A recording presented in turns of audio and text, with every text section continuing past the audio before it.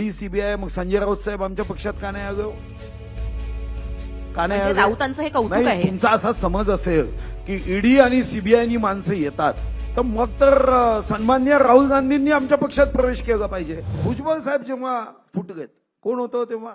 मान्य गणेश नाईक फुटलेत तेव्हा काय आम्ही होतो का? काँग्रेसने फोडले नाही. मान्य नारायण राणे साहेब काँग्रेसमध्ये गेले, आम्ही होतो का? मग आम्हाला का दोष दिला जातोय? म्हणजे हे तर खूप झालं. तुम्ही आतापर्यंत लोक फोडलेत तर ते ईश्वरीय कार्य होतं आणि आम्ही करतो ते लोकशाहीच्या विरोधात कार्य करतोय. पण मला वाटतं की असा पण भेद हा करता पण एक येणार. मुद्दा आहे ना, भेद पण जो आहे एवढे ना, पण भेद आमदार हा- फोडले नाहीयेत की संख्या जी आहे विरोधकांची ती राहणारच नाही. लोकशाहीसाठी सत्ताधारी आणि विरोधक असे दोन्ही असले पाहिजेत. मग सगळेच विरोधक आपल्या बाजूनं यावं असे प्रयत्न का होत आहेत? मग लोकशाही कशी जिवंत राहणार? विरोधक हवेच ना राज्याला, पुन्हा राज्य अतिशय- चालवायला. पुन्हा अधिवेशनाचा पण मी विषय आहे. पुन्हा आपल्याला नम्रपणे सांगतोय की आम्ही कोणत्याही विरोधकाला आम्ही काही चाकू, बंदूक, ईडी, दबका सीबीआय, आयटी ईडी सीबीआय मग संजय राऊत साहेब आमच्या पक्षात का नाही आलो? का नाही म्हणजे आलो? राऊतांचं हे कौतुक नाही, आहे. तुमचा असा समज असेल की ईडी आणि सीबीआयनी माणसं येतात तर मग तर सन्माननीय राहुल गांधींनी आमच्या पक्षात प्रवेश केला पाहिजे. याचा अर्थ काय? याचा अर्थ असा आहे की ईडी आणि सीबीआय जाऊन लोक नाही आहेत. आता मान्य मोदीजी यांच्यावर सीबीआयची 9 तास चौकशी झाली म्हणून काय मोदीजी काँग्रेसमध्ये गेले?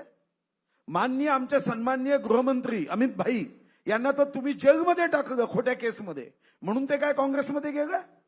अरे तुम्ही अशा अनेक मी शेकडो उदाहरणं देऊ शकतो.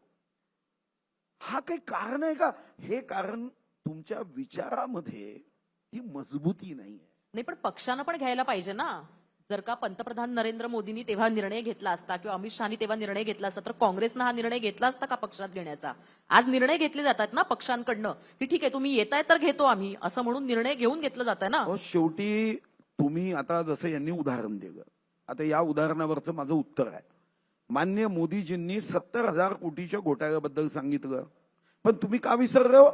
त्यांनी आरोप केल्यावर तुम्ही पत्रकार परिषदा घेऊन तुम्ही क्लीन चिट दिली सरकार म्हणून. आता सरकारनी प्रशासकीय अधिकाऱ्यांनी क्लीन चिट दिली. आता मोदीजींनी आरोप केला, तुम्हीच सांगितलं की अजितदादा दोषी नाही. आता तुम्हीच सर्टिफाय करायचं ते दोषी नाही म्हणून. ठीक आहे, आम्ही आरोप केला पण आमच्याकडे यंत्रणा नव्हती चौकशीची.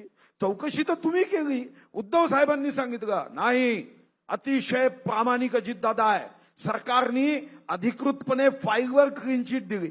आता तुम्हीच क्लीन चिट दिल्यावर आम्हाला मग clean वाटलं sheet दिली होती की तर आम्ही मोदींनी आरोप वक्तव्य केला का केलं? पण या आरोपाबद्दल सरकारने खंडन खुलासा केला आणि आम्ही पक्षात घेतलं. मग चूक तुमची आहे. सर तुम्ही का क्लीन क्लीन चिट दिली? दिली तर मोदींनी त्याच्यानंतर मग का वक्तव्य केलं की ते भ्रष्टाचारी त्याच्यानंतर आहे? वक्तव्य नाही केलं. वक्तव्यानंतर पत्रकार परिषद झाली आणि या अजितदादा पत्रकार महायुतीत आले त्याच्या 3 दिवस आधींचं मोदींचं मी वक्तव्य पुन्हा तुम्हाला सांगतोय, मी अतिशय चांगल्या नोंदी घेतो. तुम्हाला तारखेसहित कागद द्यायला तयार आहोत. मी टीव्ही चॅनल जेव्हा पाहतो तेव्हा टीव्हीमध्ये एखादी महत्वपूर्ण बातमी राहिली की मी लिहून ठेवतो. मी तुम्हाला पुन्हा सांगतोय की अजितदादांवर आरोप झाले, त्या आरोपाच्या संदर्भात पत्रकार परिषदेमध्ये अजितदादांनी, शरद पवार साहेबांनी त्यांना सांगितलं की हे आरोप पूर्णपणे चुकीचे आहे.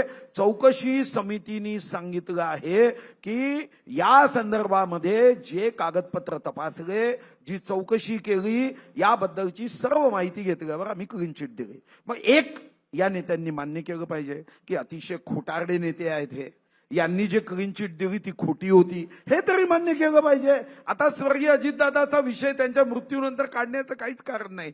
तुम्ही आम्हाला खोटं ठरवण्यामध्ये किंवा आमच्यावर टीका करण्यामध्ये तुम्ही काय मान्य करता माहित आहे? तुम्ही अतिशय खोटारडे लोक आहात. तुम्हाला जनतेने एकही मत देऊ नये तुम्ही का क्लीन चिट दिली मग?